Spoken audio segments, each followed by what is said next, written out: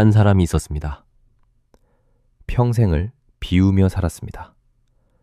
그런데 마지막에 아무도 예상하지 못한 선택을 했습니다. 물건을 버리는 건 마음먹으면 할 수 있는 일입니다. 그런데 이 사람이 마지막에 버린 건 물건이 아니었습니다. 오늘은 그 이야기를 해드리려 합니다. 법정 스님 하면 많은 분들이 무소유를 떠올리십니다. 아무것도 갖지 않는 삶. 1976년에 처음 출간된 그 책은 수십 년이 지나도록 사람들이 찾았습니다. 스님은 실제로 그렇게 살았습니다. 전남 순천 송광사 깊은 산속에 불이람이라는 작은 암자를 손수 지었습니다. 전기도 없이 가진 것 거의 없이 혼자 살았습니다. 그 암자에 있는 건 법당 하나, 스님이 직접 만든 나무 의자 하나, 지게 하나가 전부였습니다. 감나무에서도 필요한 만큼만 땄습니다. 나머지는 산짐승들이 먹을 수 있도록 그냥 뒀습니다. 편하게 살 수 있었습니다.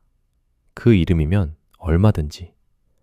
그런데 스님은 일부러 불편한 쪽을 택했습니다. 물건 하나를 드리면 그것이 마음을 붙잡는다고 했습니다. 그런데 스님의 삶에서 더 눈에 띄는 건 따로 있었습니다. 스님은 자꾸 떠났습니다. 불이람에서 17년은 살았습니다. 그런데 어느 날 찾아오는 사람이 너무 많아졌습니다. 유명해진 탓이었습니다. 스님은 그것이 불편했습니다.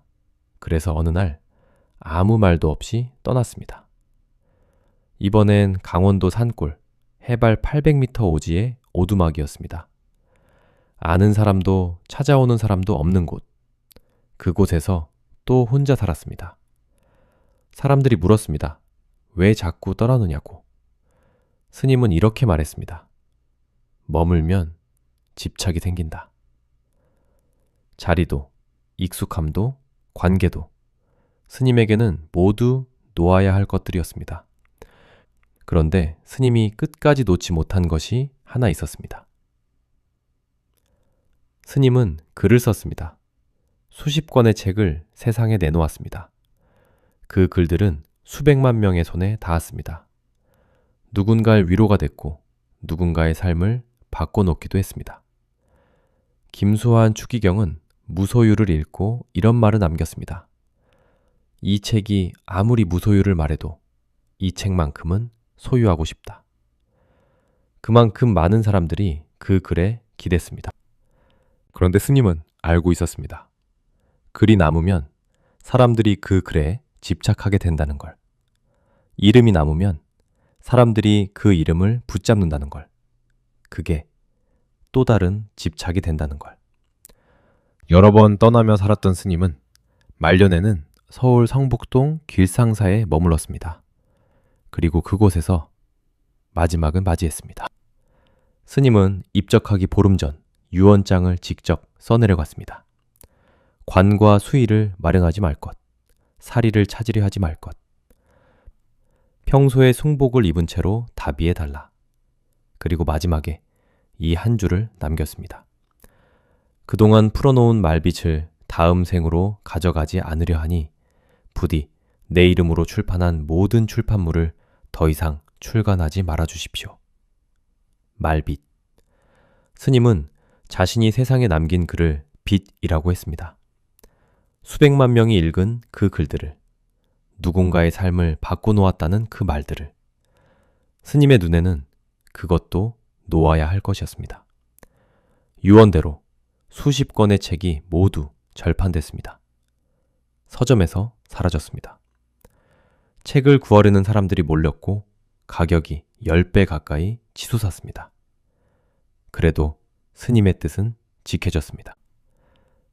물건을 버리는 건 결심하면 할 수 있습니다. 자리를 떠나는 것도 마음먹으면 할 수 있습니다. 그런데 자신의 이름을, 자신의 말을 스스로 지우는 건 그건 다른 차원의 일입니다. 스님은 평생 비우며 살았습니다. 그런데 정작 마지막에 비운 건 물건이 아니었습니다. 자신이 세상에 남긴 흔적이었습니다. 그게 진짜 무소유였는지도 모릅니다. 말빛이라는 두 글자가 한참 동안 마음에 남습니다. 우리는 어떨까요? 놓아도 되는 걸 아직 붙잡고 있는 건 아닐까요? 비운 사람이 아니라 끝까지 자유롭고 싶었던 사람이었습니다. 오늘 이야기는 여기까지입니다. 다음에는 장례식장에서 혼자 웃고 있던 한 사람의 이야기를 들려드리겠습니다. 오늘도 잠시 마음을 쉬어가세요. 오늘도 우리 같이 한 페이지 쉬어가요.